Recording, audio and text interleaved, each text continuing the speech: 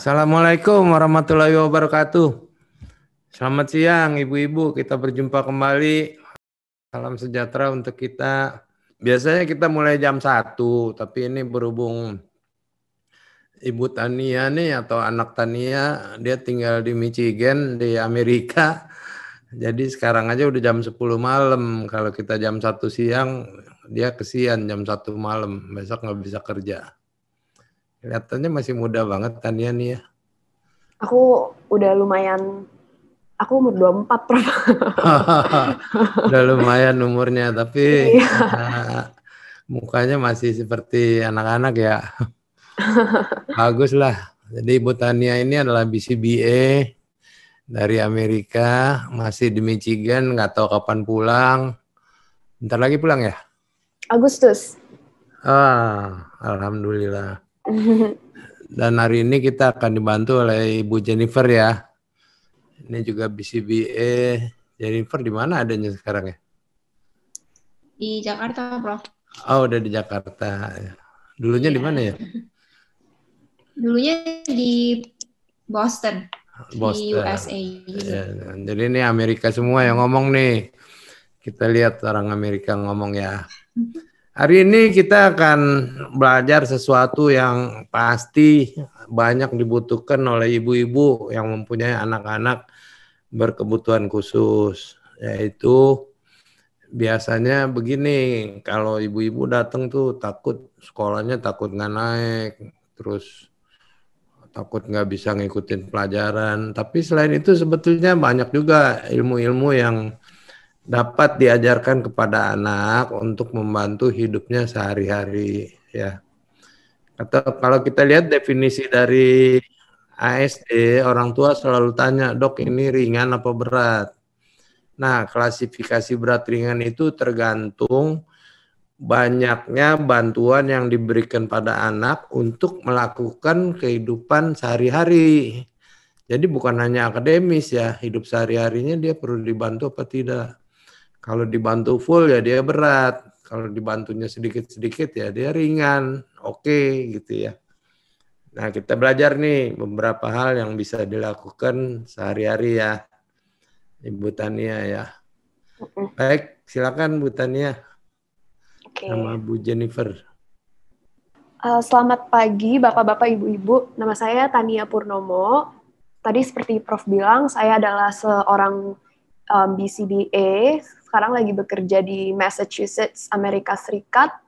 Bekerja dengan anak-anak kebutuhan khusus di setting residensial.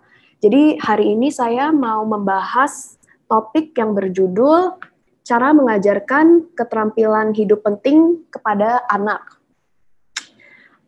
Jadi salah satu tanggung jawab saya sebagai BCBA adalah untuk membuat program yang spesifik, yang individualized dan komprehensif untuk klien-klien saya.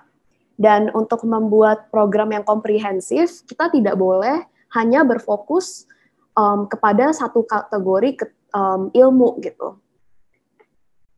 Jadi seringkali kita hanya berfokus untuk mengajari keterampilan sosial, keterampilan komunikasi, keterampilan akademik, kayak matematika, mengejak, menulis. Tetapi 3 keterampilan ini tuh tidak cukup untuk menyiapkan anak Anda untuk bisa hidup dengan independennya di dunia.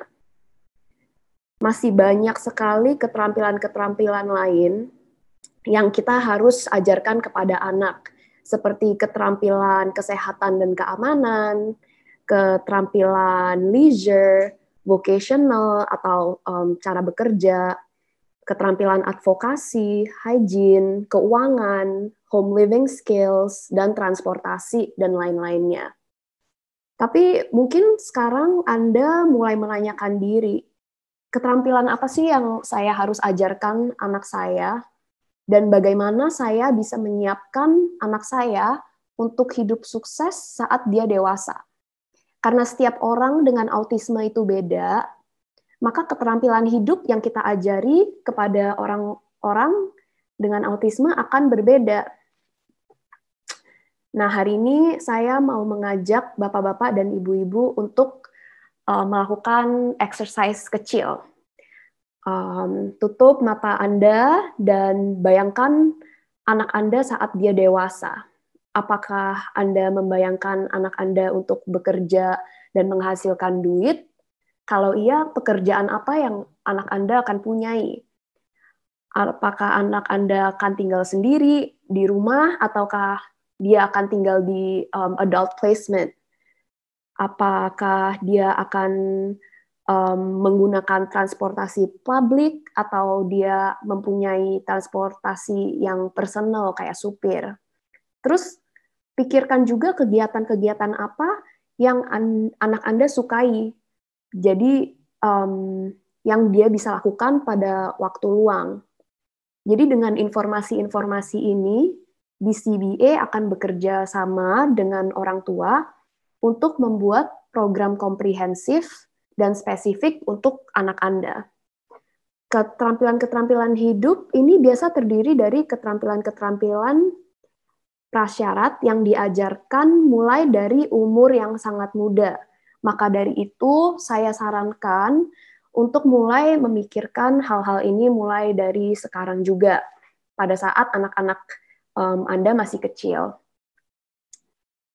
Jadi hari ini, karena waktu singkat, saya akan hanya membahas 3 keterampilan hidup yang kita bisa ajarkan kepada anak Anda, khususnya keterampilan keamanan dan kesehatan, keterampilan self-advocacy, dan keterampilan hygiene.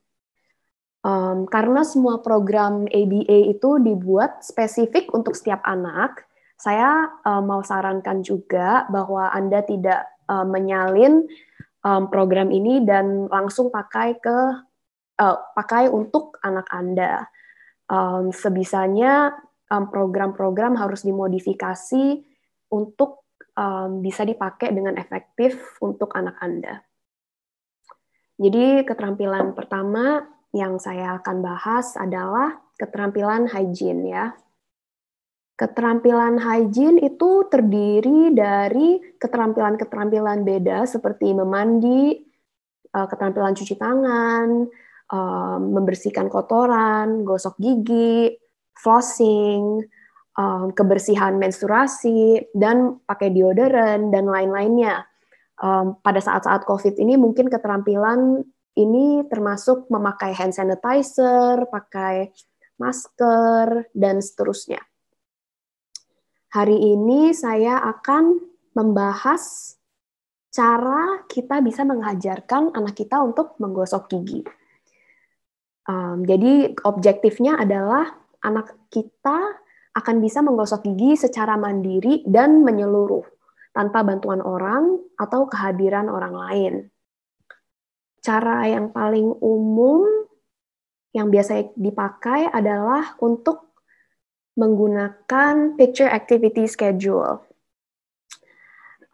yang juga dikenal sebagai visual schedule atau jadwal visual. Jadi jadwal ini itu terdiri dari gambar atau kata-kata yang menunjukkan langkah-langkah yang diperlukan untuk menyelesaikan sebuah aktivitas. Jadwal yang dibuat harus berfungsi untuk anak Anda. Maka dari itu, jadwal visual yang dipakai untuk anak A akan berbeda dengan jadwal visual yang akan dipakai untuk anak B. Jadi ini di sebelah kanan PowerPoint saya adalah satu contoh dari visual schedule. Basically, visual schedule ini ada gambar, seperti yang tadi saya bilang, dan juga deskripsi action yang anak Anda perlu lakukan. Nah, cara membuat picture activity schedule atau visual schedule ini tuh gimana sih? Nah, saat membuat visual schedule, step pertama adalah untuk Anda melakukan aktivitas yang akan Anda ajarkan dan tulis semua langkah-langkah yang Anda lakukan. Yakinkan bahwa Anda hanya memakai langkah-langkah yang diperlukan oleh anak. Contohnya, apabila anak Anda tahu bahwa dia harus mengepeh kumuran ke dalam wastafel, Anda tidak perlu menambah langkah untuk menggerakkan kepala ke arah wastafel. Tetapi kalau anak Anda mengepeh kumuran ke kaca ke depan, mungkin menambahkan langkah untuk menggerakkan kepala ke bawah towards the wastafel adalah ide yang baik. Nah, saat memakai jadwal ini, sebisanya kita harus membiarkan anak untuk mengandalkan visual ini. Kenapa? Karena objektif dari program ini adalah untuk anak bisa menyelesaikan task ini dengan sendiri tanpa bantuan orang tua. Kalau misalnya Anda bayangkan anak Anda umur 30 tahun, apakah Anda masih akan membantu dia gosok gigi? Apakah Anda masih akan berdiri di dalam kamar mandi untuk mengecek bahwa dia menggosok gigi dengan menyeluruh? Kan pastinya enggak kan? Makanya sangat penting untuk kita meyakinkan bahwa anak itu mengandalkan visual ini dan bukan Anda. Tergantung kemampuan anak Anda, cara pengajaran mungkin juga akan beda. Untuk pelajar baru, jadi untuk anak-anak yang sama sekali tidak tahu cara menggosok gigi bagaimana, saya sarankan untuk Anda mengajarkan langkah satu persatu. Dan hanya mengajarkan langkah berikutnya saat anak Anda telah lancar melakukan langkah sebelumnya. Jadi, misalnya sebelum anak Anda lancar melakukan step 1, which is get toothbrush, saya sarankan Anda tidak mengajarkan dia untuk get toothpaste. Jadi, Anda memakai full physical prompt atau Anda akan menuntun anak Anda untuk mengkomplit schedule ini for steps 2, 3, 4, 5, 6. Jadi Anda akan tuntun step 2, 3, 4, 5, 6 dan hanya mengajarkan mereka untuk melakukan step 1. Ini untuk pelajar yang masih muda ya, yang masih nggak tahu apa-apa. Tapi untuk anak yang sudah mempunyai keterampilan dan hanya kurang lancar untuk melakukan toothbrushing ini, bisa aja kalian langsung ajarkan semua langkah sekaligus.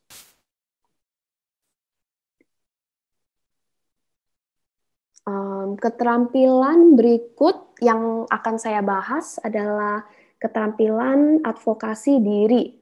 Keterampilan advokasi adalah kemampuan seorang untuk mengartikulasikan kebutuhan seorang dan membuat keputusan tentang bantuan yang mereka perlukan untuk memenuhi kebutuhan-kebutuhan itu. Jadi contoh dari skill advokasi ini adalah membuat pilihan, ada juga meminta bantuan, meminta barang yang mereka perlukan, dan lain-lainnya. Contoh seperti meminta device komunikasi, minta charger apabila iPad mereka mati, problem solving, dan seterusnya. Beberapa keterampilan self-advocacy adalah seperti yang tadi bilang, salah satu keterampilan self-advocacy adalah untuk meminta hal yang dia perlukan. Jadi hari ini saya akan membahas cara mengajarkannya bagaimana. Khususnya untuk meminta alat makan saat dia memerlukannya. Jadi sebagai orang tua atau pengajar, Anda akan menaruh piring dengan makanan di depan anak Anda. Setelah itu Anda akan menunggu 2-3 detik untuk anak Anda meminta alat makan dengan berkata, saya perlu sendok dan garpu. Habis itu apabila anak tidak menjawab apa-apa, Anda bisa langsung memberikan prompt dan mencontohkan perilaku yang benar, yaitu meminta alat makan.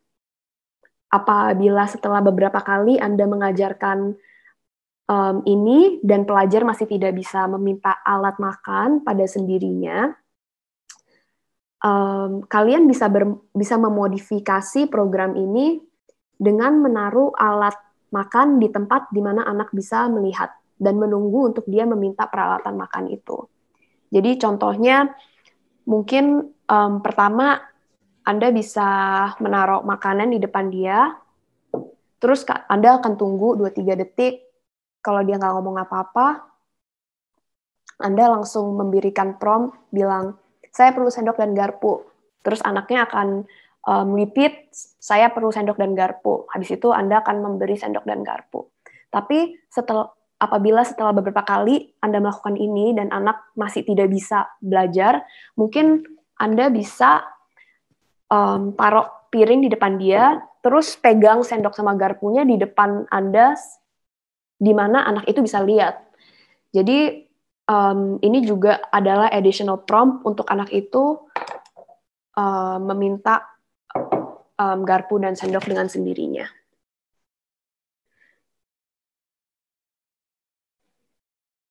Keterampilan terakhir yang saya akan bahas hari ini adalah keterampilan keamanan. Jadi beberapa keterampilan yang termasuk dalam kategori ini adalah cara memberi identifikasi diri dengan cara vokal. For example, kalau ditanya nama kamu siapa, dia bakal bilang Tania. Or juga bisa lewat bracelet ini, jadi gelang ini. Jadi beberapa klien aku yang tidak vokal, kita mengajarkan dia untuk point ke bracelet dia saat ditanyain nama dia siapa, atau orang tua dia siapa, atau dia sekolah di mana. Jadi informasi itu semua udah di gelang yang mereka pakai. Jadi keterampilan yang kita ajar ke dia hanyalah untuk point to the bracelet. Keterampilan lainnya adalah keterampilan untuk mengidentifikasi tanda keamanan dan untuk mengerti tanda keamanan ini tuh artinya apa. Juga ada cara menjaga keamanan di publik dan di jalanan. For example, menyeberang jalanan, anak harus melihat kiri dan kanan, itu keterampilan yang juga harus diajarkan. Yang terakhir adalah keamanan di sekitar orang asing. Jadi, for example, apakah anak bisa bereact dengan benar sekitar orang asing? Jadi hari ini saya akan membahas keterampilan pencegahan penculikan, so abduction prevention. Pada tahun 2010, Gambi dan colleagues mengajari pelajar untuk hanya menurut kepada orang yang dia kenal untuk mencegah penculikan.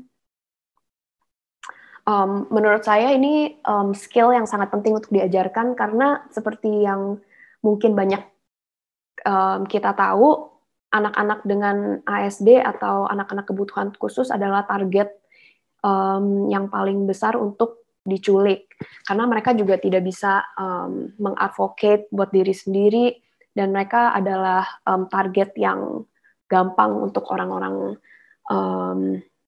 yang menculik anak. Jadi biasanya ini salah satu keterampilan yang kita suka ajari. Jadi fase pertama dari training ini adalah untuk mengajari anak untuk mengidentifikasikan orang yang dia kenal versus orang asing. Jadi pengajar akan menaruh 3 foto di depan anak dan memberi instruksi tunjuk ke mama, papa, kakek, atau nenek. Atau instruksinya juga bisa mana yang kamu tidak kenal, mana yang kamu kenal. Apabila benar, Anda bisa memberikan reinforcer dalam bentuk praise atau reward kecil. Apabila salah, Anda harus ulang instruksi dan langsung beri jawaban yang benar. Jadi contoh, apabila anaknya salah, Anda akan bilang lagi, tunjuk mama.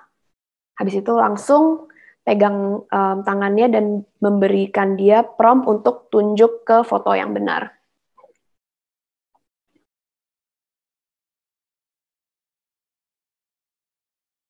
Fase kedua akan mengajari pelajar untuk mengikuti perintah orang familiar, tapi tidak mengikuti perintah orang asing.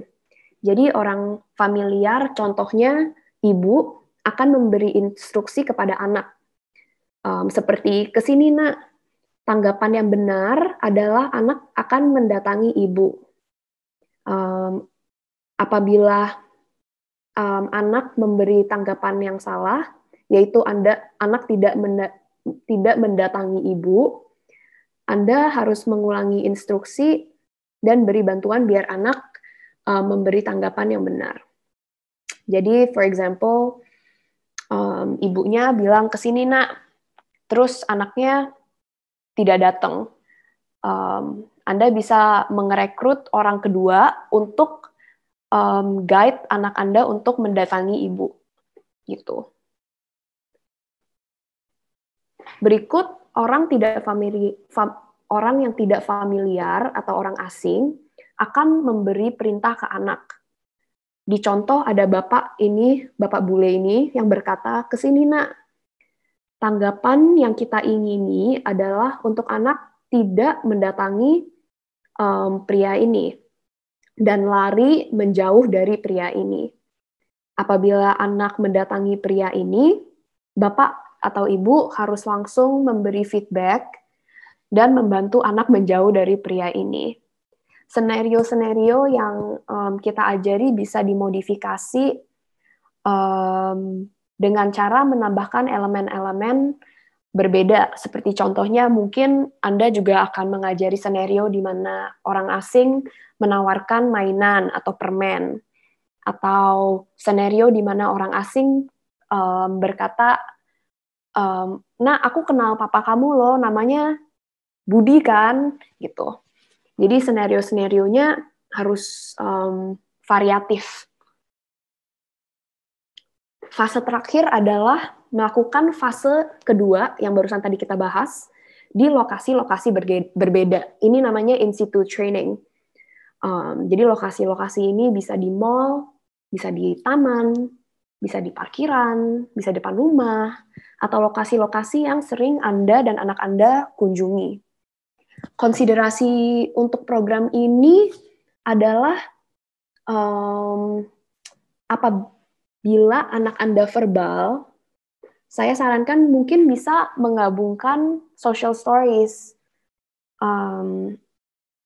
Jadi social stories adalah cerita singkat yang Anda akan bacakan ke anak Anda yang mendeskripsikan situasi-situasi yang anak Anda akan menghadapi. Jadi, for example, social story buat abduction prevention mungkin akan bersuara seperti ini. Saat saya melihat orang asing, saya akan menjauh dari orang itu. Saya akan hanya mendengarkan perintah dari orang-orang yang saya kenal, seperti mama, papa, nenek, kakek. Seperti itu. Social story bisa dimodifikasi dan biasanya sih ditulis spesifik buat anak itu.